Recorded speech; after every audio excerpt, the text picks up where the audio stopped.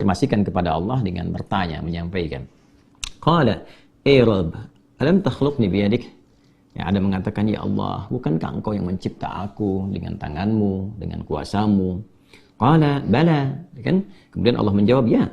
Qala, Adam kemudian mengonfirmasi lagi, bertanya lagi, Rabb, alam tanfakh fiyya min rohik? Ya Allah, bukankah rohku juga berasal darimu? Engkau yang meniupkannya sehingga aku menjadi hamba, kan, yang berkehidupan. Qala, Allah menjawab, bala, ya tentu saja Adam. Ya. Qala, Adam kemudian berkata lagi, Rabb, alam tuskinni jannatak? Ya Allah, bukankah engkau yang menempatkan aku dalam surgamu? Kan? Kemudian qala, Allah Subhanahu wa taala menjawab, bala, ya tentu saja. Ya, qala, kemudian Adam mengonfirmasi kembali, bertanya lagi, Rabb, ya Allah, alam tasbiq rahmatuk ghadabak? Ya Allah, bukankah rahmatmu senantiasa mendahului amarahmu? Masya Allah. Qala, Allah menjawab, bala, ya tentu saja. Qala, maka disinilah Adam mulai menyampaikan substansi permohonannya. Ini penting sekali untuk kita mendapatkan satu rasa tertinggi yang menuntun kita bagaimana cara memohon kepada Allah.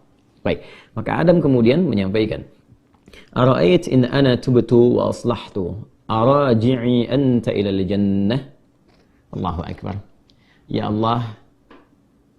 Allah, bagaimanakah putusanmu? Ya kan? Jika sungguh aku sekarang ingin memperbaiki diri, bertobat. In ana tubtu, jika aku benar-benar ingin bertobat, memperbaiki diri, kembali pada jalan kebaikan. Kemudian wa aslahtu.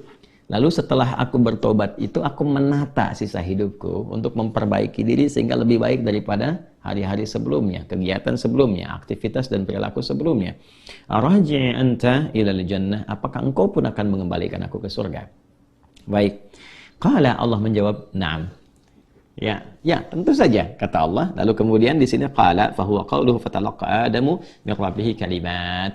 Maka inilah esensi dari firman Allah Subhanahu wa taala di ayat ke-37 di surah kedua Al-Baqarah. Apa yang ingin disampaikan oleh Ibnu Abbas radhiyallahu taala anhuma di riwayat ini? Nah, di riwayat ini ada dua poin yang sangat penting teman-teman sekalian, yang penting sekali untuk kita garis bawahi dan menjadi pedoman bagaimana cara kita bertobat dan memperbaiki diri. Ya, yang pertama, ada kesan yang tertangkap bahwa ketika Allah menurunkan ayat-ayat tobat, bukan sekedar pedoman yang isinya membimbing kita untuk menyesali, kemudian memperbaiki dan menata kehidupan lebih baik daripada sebelumnya. Tapi di situ juga tertanam nilai-nilai kesungguhan dan keikhlasan yang betul-betul kita mengharapkan karunia dan bimbingan Allah yang menyertai taubat kita itu. Jadi bukan sekedar, ya aku menyesal, ya Allah, aku menyesali perbuatan yang kurang baik, aku ingin memperbaiki diri, aku ingin menata lebih baik lagi. Bukan sekedar kalimat itu yang disampaikan, itu baik. Tapi lebih daripada itu, kalau kita ingin mendapatkan penerimaan terbaik di sisi Allah, kemudian tobat kita betul-betul diterima oleh Allah, yang dengan itu menanamkan ketenangan, kedamaian, dan bimbingan untuk memperbaiki diri, maka dalam memohon taubat itu sertakanlah permohonan rahmat Allah yang mengiringi taubat yang kita mohonkan kepadanya. Bisa dipahami ya? Baik ya? Ya, rasakan keinginan untuk memohon rahmat Allah. Ini diantara isyarat kalimat-kalimat tadi. Ya, sesungguhnya Adam tidak perlu mengkonfirmasi tentang pertanyaan-pertanyaan, ya Allah, bukankah engkau yang menciptakan aku? Ya Allah, bukankah engkau yang meniupkan rohmu juga kepadaku sehingga aku hidup saat ini? Bukankah engkau yang menempatkan aku di surga? Gitu kan? Dan sebagainya. Nah, kalimat-kalimat itu akan sering kita dapati begitu kita melihat ayat-ayat dalam Al-Quran tentang permohonan doa, baik itu terkait dengan doa biasa, apalagi terkait dengan permohonan taubat.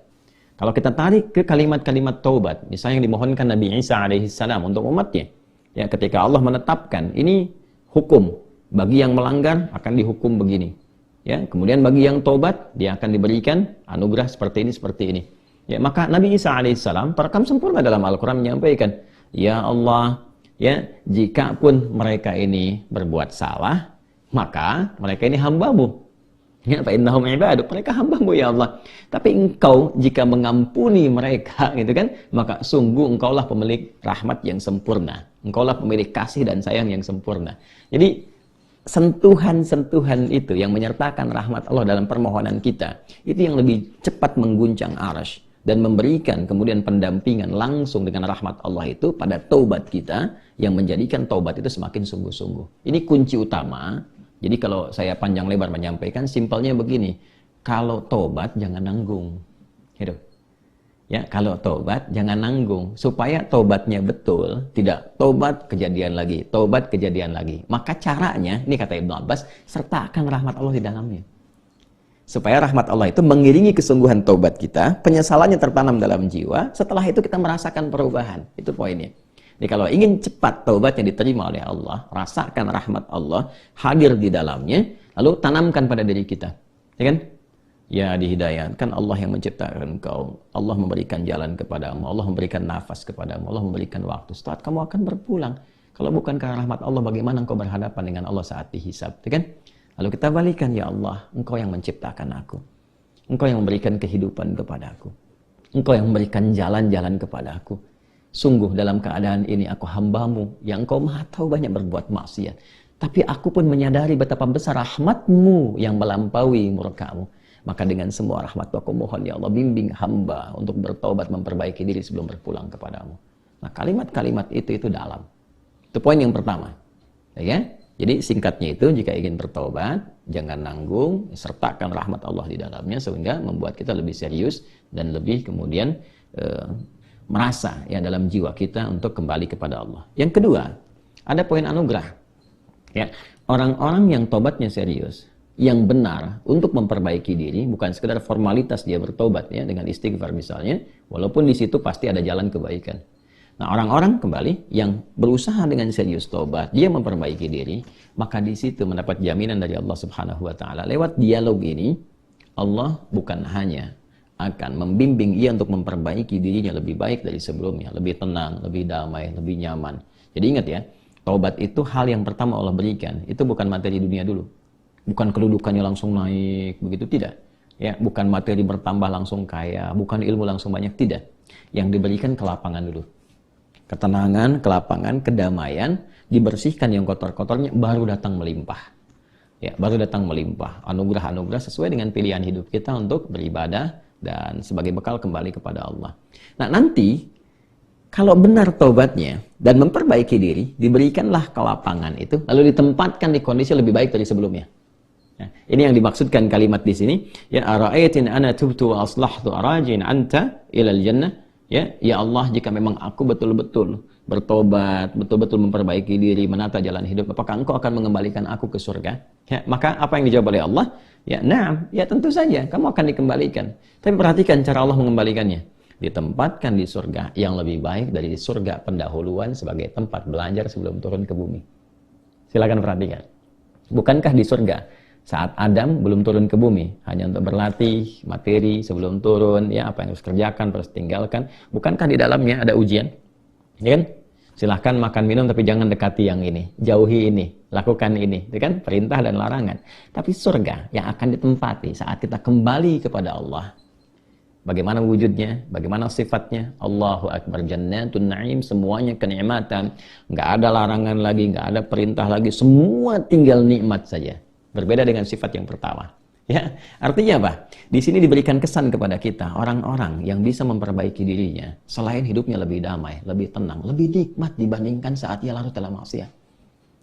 Anda punya harta, ya dihasilkan dari harta yang haram, yang riba, yang korupsi, yang menipu dan sebagainya. Lalu sadar, ya dari judi dan macam-macam, sadar tuh. Lalu ditobati tuh. Begitu tobatnya benar dan memperbaiki diri, awal-awal itu nggak mudah karena harus melepaskan kebiasaan. Melepaskan gaya. Gaya kan bandingannya dengan tekanan kan. F berbanding lurus dengan P kan. Ya, gaya berbanding lurus dengan tekanan kan. Artinya semakin gaya, banyak gaya semakin tertekan kan. Ya. Nah, ketika itu dilepaskan, tekanan kan tinggi juga. Ya, tapi apa yang terjadi? Balasannya ketenangan setelah itu. Kedamaian. Setelah tenang, damai dibalik sama Allah tuh. Dibalik, diperbaiki hidupnya. Lebih enak lagi, lebih menikmati kehidupan, lebih berkah, lebih tenang, gak dikejar apa-apa. Yang paling menarik, pulangnya pun disambut. Allah perintahkan pada malaikat, sambut dia. Dari mulai sakaratul mautnya. Langsung disambut dengan kalimat-kalimat ketenangan. Ya ayyatuhan nafsul mutmainnah, hei jiwa yang tenang. Irji'i ila rabbika radiyatan mardiyah, cepat balik kepada Rabbmu. Ya kan? Kembali kepada Tuhanmu dengan keadaan yang nyaman. Aku ridha dengan amalmu, engkau pun ridha dengan pemberianku. Kemudian apa? Fadkhuli fi ibadi wadkhuli jannati. Masuk dalam golongan hamba aku siapkan surga untukmu. Nah, surga yang diinformasikan dalam sakaratul mautnya, aku siapkan surga untukmu. Itu lebih indah, lebih baik dari semua kemewahan yang pernah ia rasakan di dunia. Dan itu nggak ada bandingannya. Walaupun setetes. Walau setetes. Itu poinnya. Jadi, bertobat itu mesti punya motivasi. Ya, jadi kalau nggak ada motivasi, sulit kita melakukan itu. Motivasi terbaiknya adalah, nih, mau sampai kapan larut dalam maksiat? Bagaimana kalau sedang bermaksiat itu wafat? Ketika sudah menyadari itu, cepat perbaiki, cepat bertobat. Begitu tobat itu dilakukan dengan benar, janji Allah turun. Ya, selain dibimbing, diberikan ketenangan, kedamaian, dibalikin lagi, lebih nikmat dari sebelumnya. Lalu dibimbing mendapatkan sesuai dengan bekalnya. Kalau ilmu dikuatkan dia, supaya cari surga dengan ilmunya. Kalau kedudukan diatur, supaya tidak mendapatkan kedudukan dengan nyogok, dengan korupsi, kan? Dan macam-macam. Naik itu. Sesuai dengan maslahat dia. Dan kalaupun dapat harta dengan cara yang benar, nggak usah nipu, ya, nggak usah korupsi, nggak usah macam-macam, gitu. Dapat dia, ditempatkan. Sampai dia jaga sampai wafat aja. Begitu meninggal, dapat yang terbaik. Lebih indah dari suasana yang dia dapatkan sebelumnya. Itu spiritnya. Ya, itu yang tadi saya katakan, menjadikan Allah sangat mencintai orang yang selalu berusaha menata dirinya lebih baik. Bertobat terus, tobat lisan, tobat pandangan, tobat pendengaran, sampai tobat kaki. Sampai dia merasakan perubahan dari semua organ tubuhnya. Tobat mata, dia berlatih. Jangan dikira kalau tobat itu, fungsi mata itu akan selesai dengan memandang saja. Tidak. Tantangannya ada. Dan nanti keberhasilan tobatnya itu diukur dengan ketika memandang yang tidak diinginkan oleh imannya, dia bisa elakkan pandangan. Itulah ghadul basar. Ya, telinga juga begitu. Kalau sudah nanti cukup bagus, terlatih dengan tobatnya, dia akan hanya gunakan refleks pendengaran untuk yang baik saja. Sampai ke ujung kaki. Demikian. Nah, itu kalau sudah ada ciri seperti itu, sikapnya berubah, ini tanda pertama bahwa tobatnya diterima oleh Allah Subhanahu wa Ta'ala.